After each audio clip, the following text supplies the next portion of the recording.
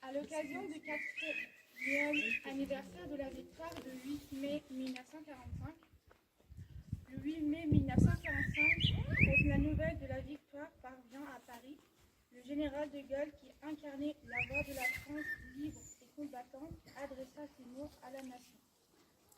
Tandis que les rayons de la gloire font une fois de plus resplendir nos drapeaux, la patrie porte sa pensée et son amour d'abord vers ceux qui sont morts pour elle, ensuite vers ceux qui sont pour son service, ont combattu et ont souffert.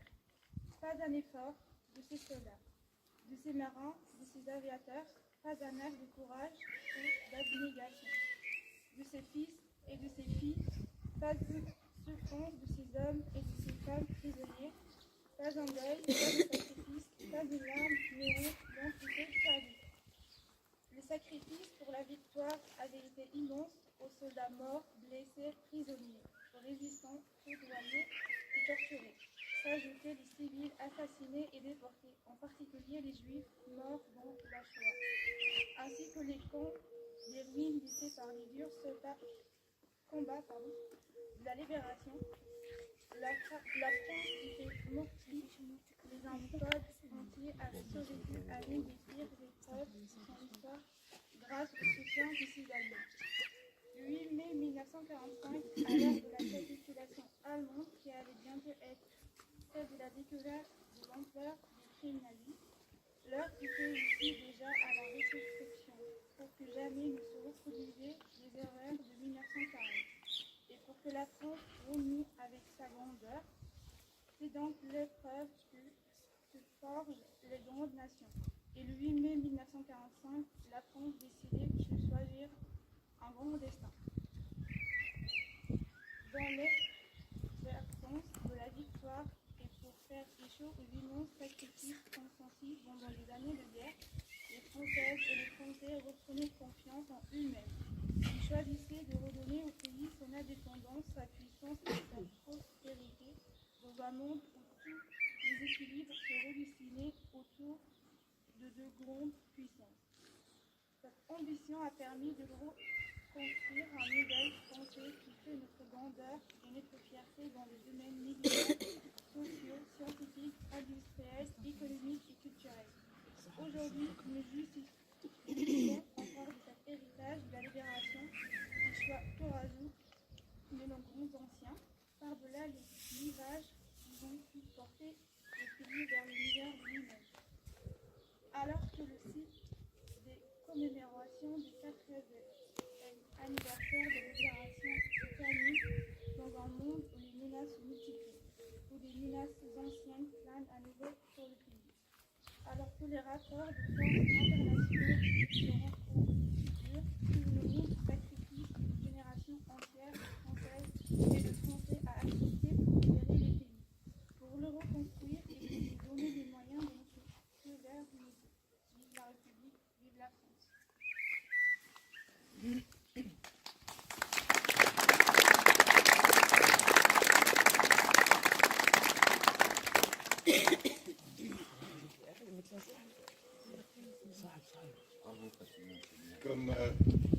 Comme nous l'avons souhaité ensemble, Clément, mon collègue maire de Bautzheim et la commune de Mackenheim, nous faisons aujourd'hui une cérémonie commune. Et donc, pour le dépôt de gerbes, j'invite Clément à venir avec moi, ainsi que 2 jeunes sapeurs-pompiers qui vont intégrer prochainement le corps ici reconstitué, à savoir que c'est le corps de Bautzheim-Mackenheim, ici réunis. Et donc j'appelle Nicolas et Jules.